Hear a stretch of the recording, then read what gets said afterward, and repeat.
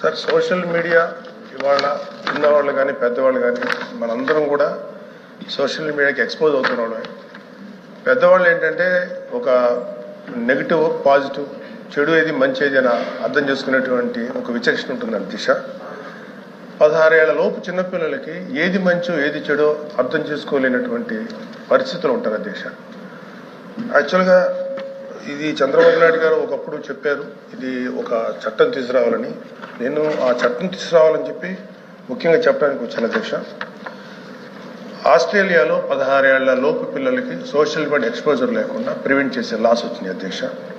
అలాగే ఫ్రాన్స్ దేశంలో కూడా అలాంటి లాస్ వచ్చినాయి అధ్యక్ష. అదేవిధంగా అనేక యూరోపియన్ కంట్రీస్లో అలాగే డెన్మార్క్ ఇలాంటి అనేక దేశాల్లో ఈ సోషల్ మీడియా అరికట్టే విధంగా అటు పిల్లలకి అందకుండా ఉండే విధంగా చట్టాలు తీసుకొస్తున్నారు అధ్యక్ష.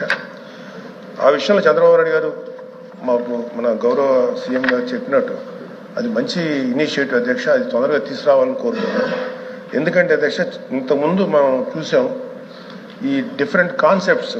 బ్లూ వేల్ ఛాలెంజ్ అని ఒకటి, ఎంతోమంది పిల్లలు సూసైడ్ చేసి చనిపోయారు అధ్యక్ష బ్లూ వేల్ కాన్సెప్ట్లో.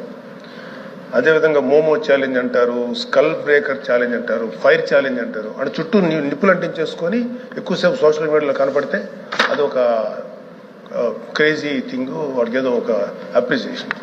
ఇలాంటి వీటికి చిన్నపిల్లలు గురైపోతున్నారు అధ్యక్ష. అయితే నాకు చెప్పిన దీన్ని బట్టి ఏంటంటే ఇప్పుడు లోకేష్ గారు కూడా ఐటీ మినిస్టర్ గారు ఉన్నారు, అనిత గారు ఉన్నారు. అవగాహన కార్యక్రమాలు రూపొందించిన విధంగా హర్షించదగ్గ విషయం అధ్యక్ష. I really appreciate them. ఇది ఖచ్చితంగా మాత్రం ఇది చాలా ఇంకా స్ట్రిక్ట్గా గట్టిగా ఈ అవగాహన కార్యక్రమాలు పెంచాలని కోరుకుంటున్నాను. అలాగే ఈ సోషల్ మీడియా వల్ల ఏమవుతుందంటే అధ్యక్ష పిల్లలు సైకలాజికల్గా అండ్ చాలా ఎమోషనల్ డిస్ట్రెస్కి రకరకాల డిప్రెషన్స్కి గురవుతున్నారు అధ్యక్ష.